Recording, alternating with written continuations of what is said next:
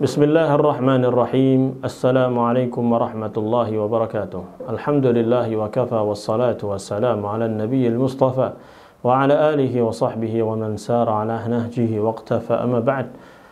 Pada kesempatan yang lalu kita telah membahas tentang salat tarawih. Hal-hal yang berkaitan dengan salat tarawih, pensyariatannya, kemudian dalil-dalilnya, serta jumlah rakaatnya. Insyaallah pada kesempatan kali ini kita lanjutkan pembahasan sholat witir, karena setelah kita melaksanakan sholat tarawih pasti ada sholat witir, dan kita juga akan bahas tentang doa-doa berkaitan dengan sholat witir yang harus kita hafalkan dan kita perhatikan ya. Kita hafalkan nanti agar kita bisa praktekkan ketika sholat tarawih, kemudian dilanjutkan dengan witir, kita baca doanya. Nah, Ustaz Yazid rahimahullah ta'ala berkata, salat witir adalah penutup dari rangkaian salat malam, termasuk juga salat tarawih. Hal ini berdasarkan hadis yang sahih diriwayatkan dari sahabat Abdullah bin Umar radhiyallahu anhuma dari Nabi sallallahu alaihi wasallam. Beliau bersabda, "Ij'alu akhir salatikum bil laili witran." Jadikanlah salat witir ini sebagai salat terakhir dari rangkaian salat malam kalian.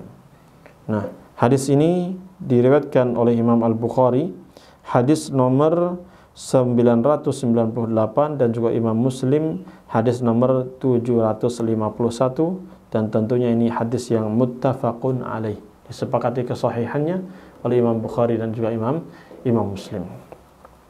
Dalam riwayat Muslim disebutkan, "Man shalla minal laili falyaj'al akhir salatihi witran qabla as-subhi, fa inna Rasulullah sallallahu alaihi wasallam kana ya'muru bidzalik." Barang siapa yang mengerjakan salat malam, maka hendaklah ia menutupnya dengan salat witir sebelum waktu subuh, sebab Rasulullah sallallahu alaihi wasallam memerintahkan yang demikian itu. Hadis ini diriwayatkan oleh Imam Muslim, hadis nomor 751 dalam kurung 152. Dua hadis ini dengan jelas dan tegas menjelaskan kepada kita tentang disyariatkannya sholat witir. Sholat witir tadi adalah penutup bagi rangkaian sholat malam, sholat qiyamul lail, sholat tahajud, dan sholat tarawih.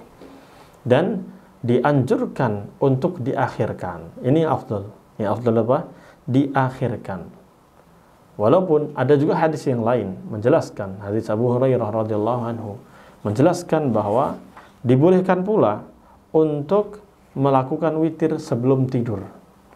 Jadi kalau kita melihat pendapat dan penjelasan para ulama berkaitan dengan sholat witir ini, memang yang lebih afdal adalah dilakukan di akhir dari rangkaian sholat malam kita. Artinya jadikan sholat witir itulah sholat terakhir. Namun tetap dibolehkan juga apabila seseorang ingin sholat witir di malam hari sebelum dia tidur, lalu dia sholat witir, ya mungkin sholat tahajudnya atau qiyamul lailnya 2 rakaat saja, lalu witir 3 rakaat, setelah itu dia tidur. Boleh atau tidak? Boleh. Terus dibangun, lalu di jam 3 misalnya dia bangun lagi untuk sholat malam, maka boleh.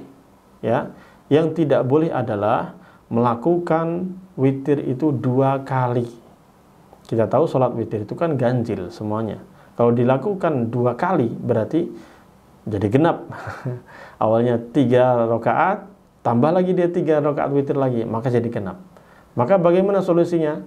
Solusinya ya, kalau seseorang sudah witir, lalu dia tidur, lalu dia pengen bangun lagi, masih ada waktu nih sebelum subuh mau sholat, silahkan sholat tapi genap semuanya. 2 rakaat salam, 2 rakaat salam, 2 rakaat salam. Demikian.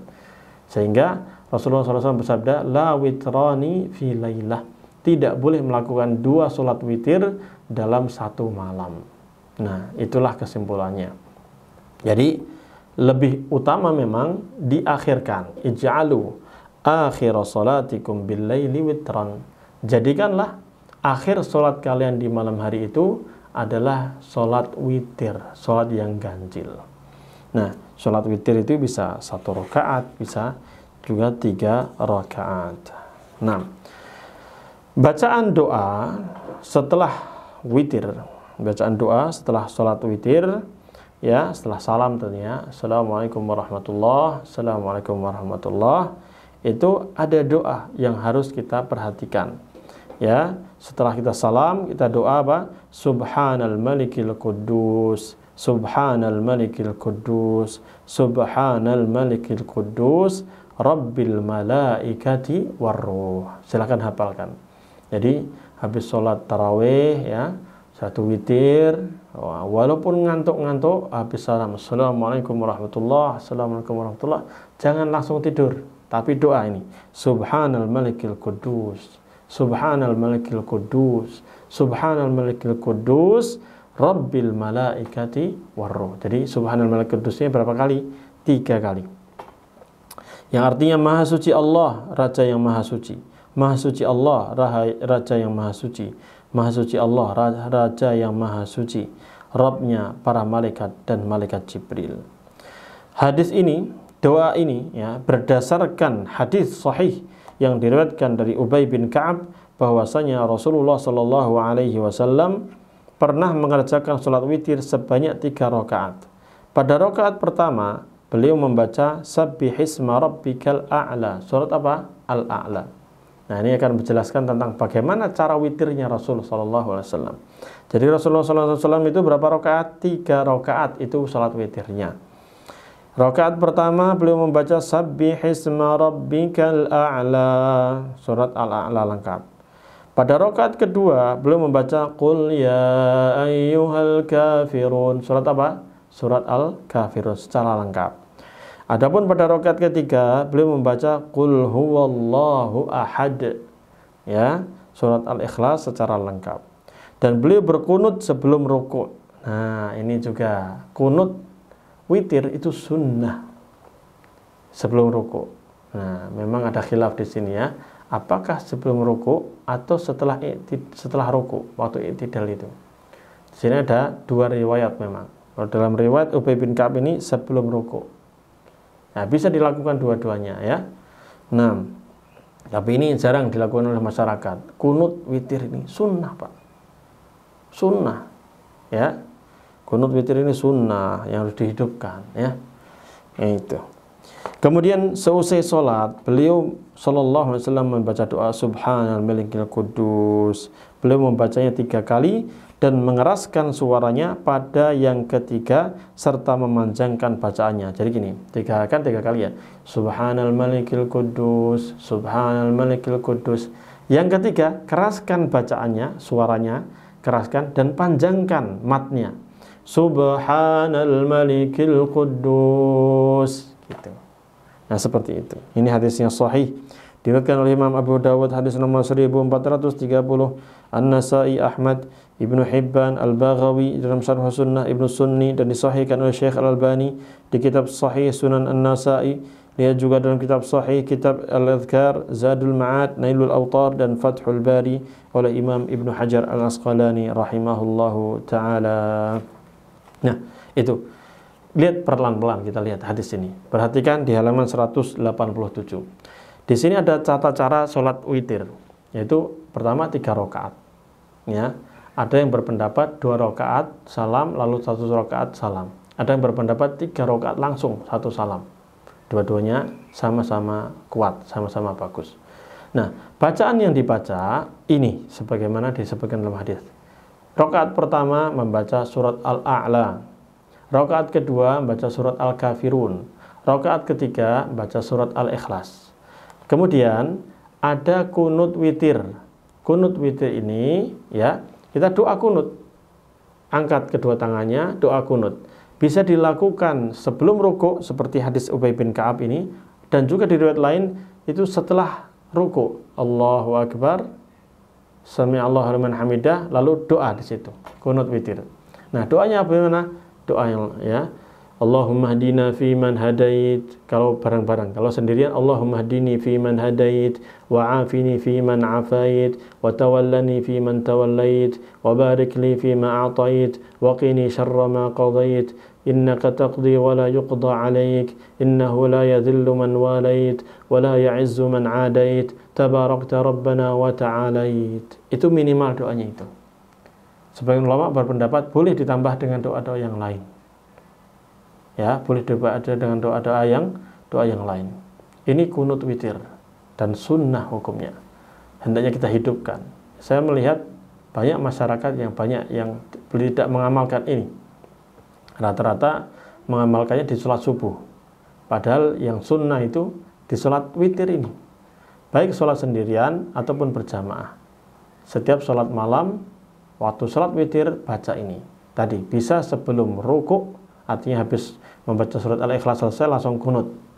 Angkat kedua tangannya, Allahumma hadini fiman hada, dan seterusnya. Kalau jamaahnya banyak, maka doanya, domir ana diganti nahnu, domir saya diganti kami. Allahumma hadina fiman hadait, wa afina fiman afait, wa tawallana fiman tawallait, wa barik lana fima a'tait, wa qina syarra ma qadait, innaka taqdi wa la yuqda alaik, innahu la yadhillu man walait, wa la ya'izzu man adait, tabarakta rabbana wa ta'alait. Lalu rukuk. Nah, lalu i'tidal, biasa langsung sujud. Ada juga yang baca surat Al-Ikhlas, lalu rukuk, seperti biasa, i'tidal, baru doa. Rabbana walakal hamd, langsung Allahumma hdina, Allahumma hdini. Nah, seperti itu. Itu namanya kunut witir. Dan ini harus dihidupkan ya, di masyarakat kita jarang sekali ya, lihat ya. Nah, kemudian tadi setelah sholat selesai, Assalamualaikum warahmatullahi, Assalamualaikum warahmatullahi. Lalu baca Subhanal Malikil Quddus, Subhanal Malikil Quddus, Subhanal Malikil Quddus. Yang ketiga, dikeraskan dan dipanjangkan. Dalam riwayat lain, pada kali ucapan ketiga, beliau sallallahu alaihi wasallam memanjangkan bacaannya, kemudian membaca Rabbul Malaikati Warruh atau Rabbil Malaikati Warruh. Seperti itu. Ini riwayat ini disebutkan dalam Sahih riwayat An-Nasa'i, jilid yang ketiga halaman 245.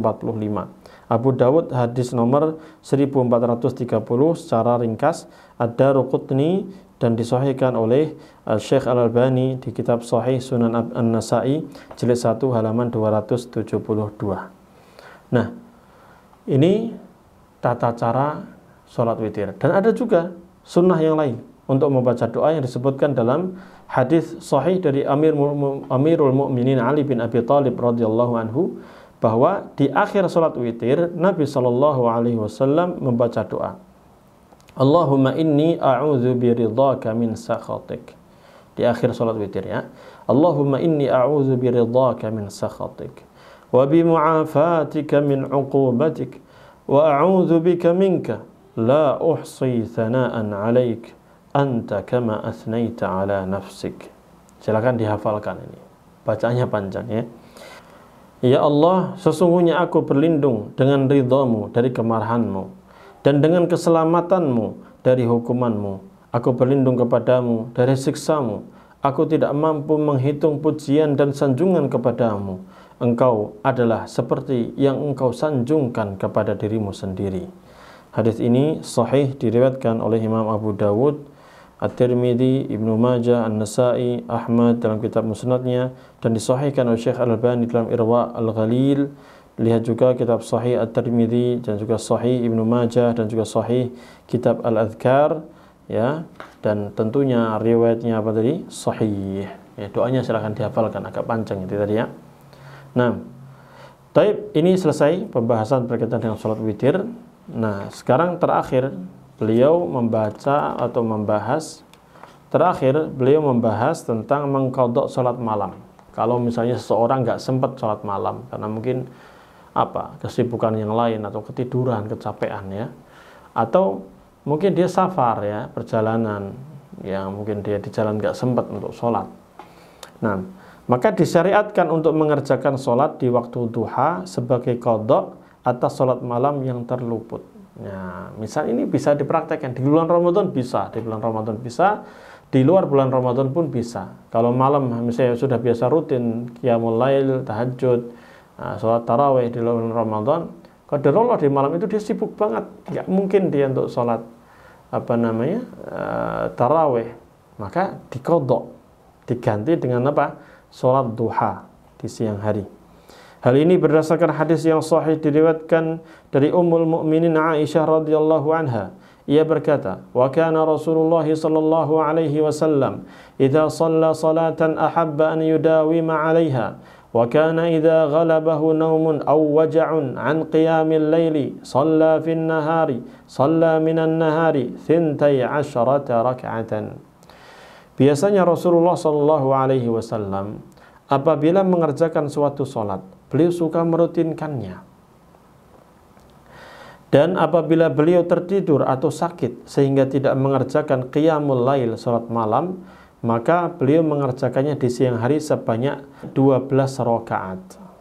Hadis ini sahih diriwayatkan oleh Imam Muslim, hadis nomor 746 dalam kurung 139, dan juga nomor yang lainnya. Abu Dawud di nomor 1342, An-Nasai di jilid 2 halaman 199 sampai 201.